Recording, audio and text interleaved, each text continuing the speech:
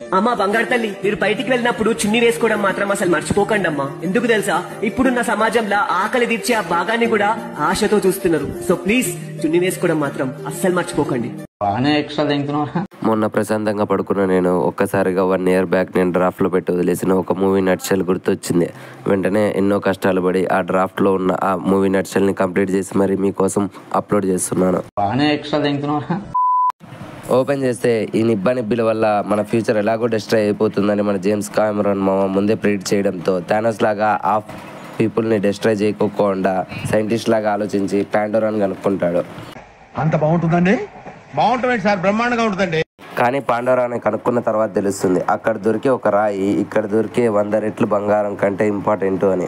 So వెంటనే మనోళ్ళు జనాల్లో ఆలోచించకుండా బ్రిటిష్ వాళ్ళలాగా ఆలోచించి ఎక్కడికైతే వెళ్ళి సుఖంగా బతుకుదామని ఆలోచించారో అక్కడనే దోచుకోవడాన్ని మొదలు పెట్టేశారు.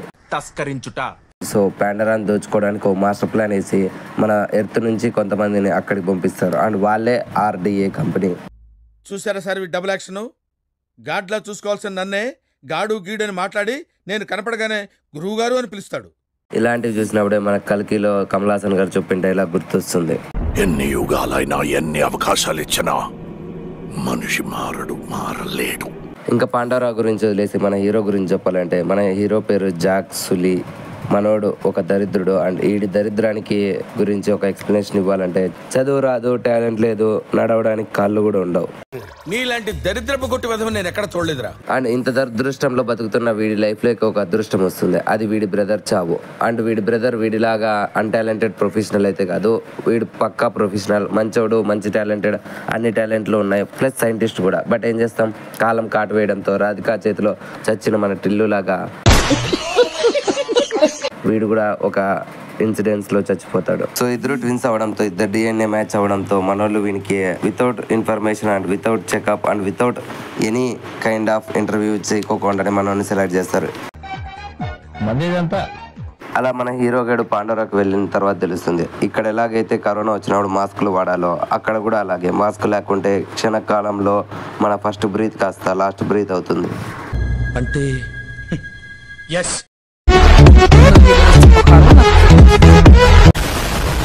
ఇంకా మన జాక్ సులీ గడు వెళ్ళి అందరితోనూ పరిచయాలు పెంచుకుంటాడు.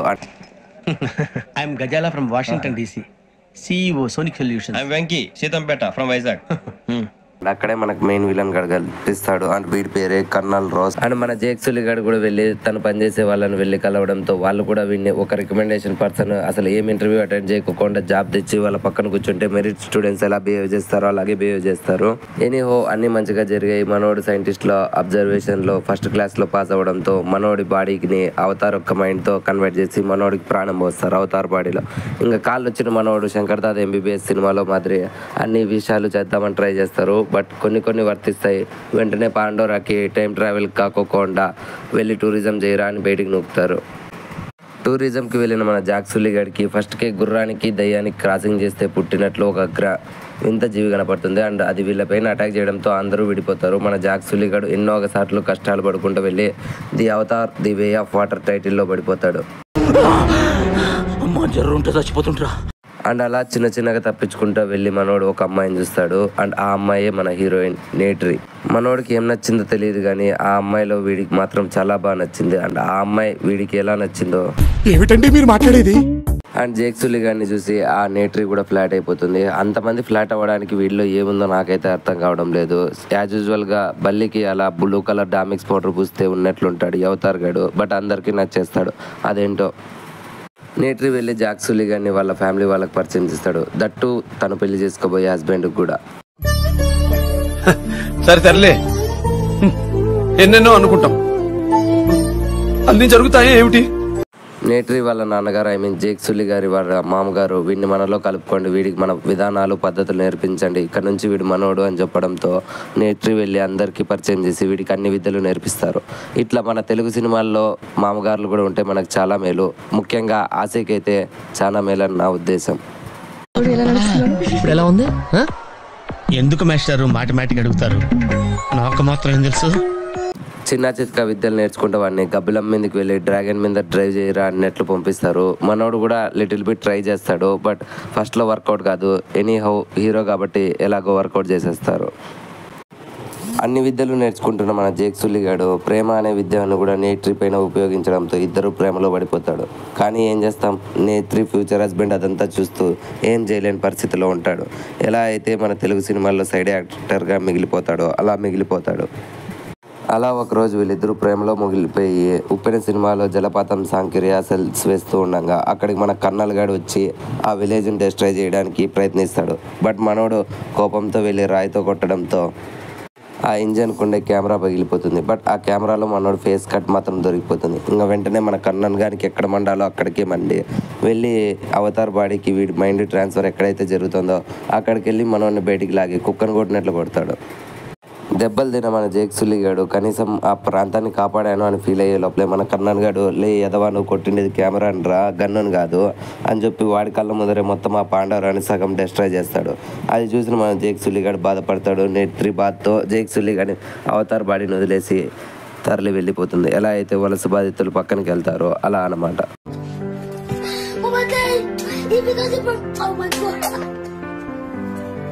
జేక్ సుల్లిగాడు ఎలాగోలా కర్నల్ రోజ్ నుంచి తప్పించుకొని తనతో పాటు ఇంటర్మీడియట్లో ఫస్ట్ గ్రేడ్లో పాస్ అయిన ఆ విద్యార్థులను కూడా తీసుకొని వెళ్ళి అవతారులతో కలిసి వాళ్ళని నొప్పిద్దామని ట్రై చేస్తాడు. బట్ వాళ్ళు రిజెక్ట్ చేస్తారు. సో అక్కడ ఇంకో అటాక్ చేయడంతో అందరూ అక్కడి నుంచి మళ్ళీ ఇంకోసారి వలస బాధిపోతారు.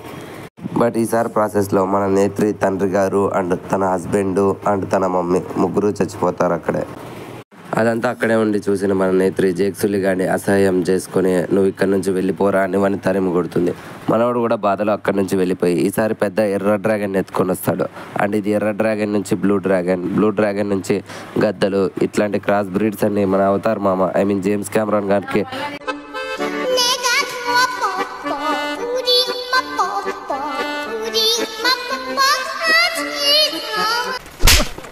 మనోడు ఆ ఎర్ర డ్రాగన్ అదుపు చేయడంతో మనోడిలో అందరికీ రాజు కళలు కనపడతాయి. వెంటనే అందరూ రాజుగా వాడిని స్వీకరిస్తారు. బట్ మనోడు మాత్రం బ్రహ్మానందం లాగా కొన్ని మోటివేషన్ డైలాగ్స్ ఇవ్వడంతో మనోళ్ళందరూ మోటివేట్ అయ్యి ఆ ఆర్మీ మీదకి యుద్ధం చేద్దాం అనడానికి పాండవరాలో ఉండే అవతారులంతా సిద్ధమవుతారు.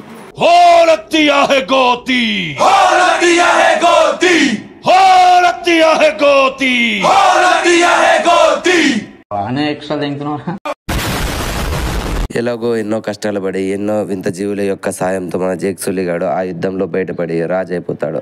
అండ్ ఈ సీన్ చూసిన తర్వాత నాకు అర్థమైంది ఈ జేక్ సుల్లిగాడికి ఉండే అదృష్టంలో కనీసం ఆవగించేంతైనా నా జీవితంలో ఉంటే ఈ పాటికి నేను కూడా సక్సెస్ అయిపోయిందని. బట్ ఏం చేస్తాం, అన్ఫార్చునేట్లీ జేక్ సుల్లిగాడికి ఉండే అదృష్టం మన జీవితంలో లేదు.